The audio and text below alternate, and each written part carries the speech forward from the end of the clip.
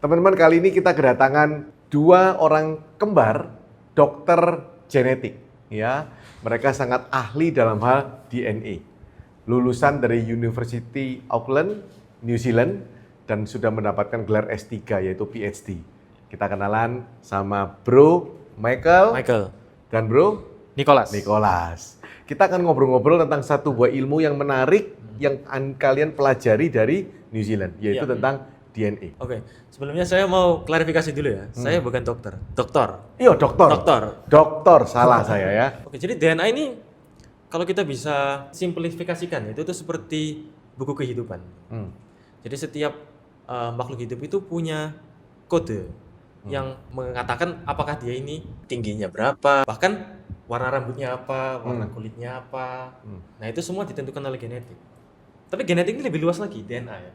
Nanti kita bicara. Jadi bisa ngeramal ya, seolah-olah ya. Kita bisa membaca.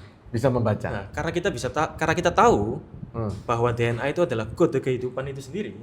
Kalau kita membaca kode ini, kita bisa tahu banyak tentang diri kita. Akurasinya bisa berapa persen? Kalau kita membaca ya, sekarang teknologi udah maju. Kita membaca DNA itu akurasinya 99,9%. Oh, iya.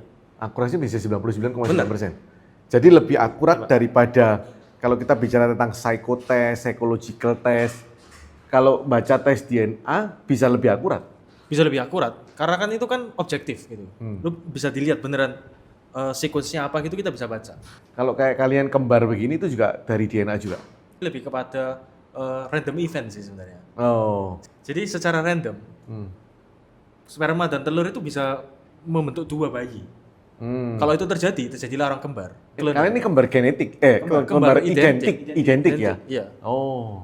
Jadi kalau kembar identik itu secara teori, DNA-nya tuh 100% sama. Iya.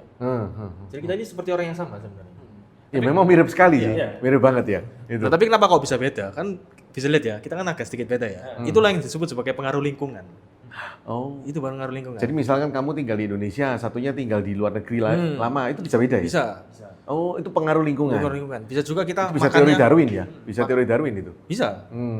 Contohnya kita makan apa, itu kebiasaan, satunya sering olahraga, satunya enggak, itu bisa mengubah penampilan. Oh, satunya punya uang, satunya nggak punya uang, bisa. itu juga bisa ya? Itu paling parah ya, bisa. Satu yang punya banyak utang ya kan, itu bisa beda ya? Tapi sifatnya bisa lain nggak? Bisa. Itulah juga pengaruh lingkungan. Pengaruh lingkungan juga. Pengaruh lingkungan juga.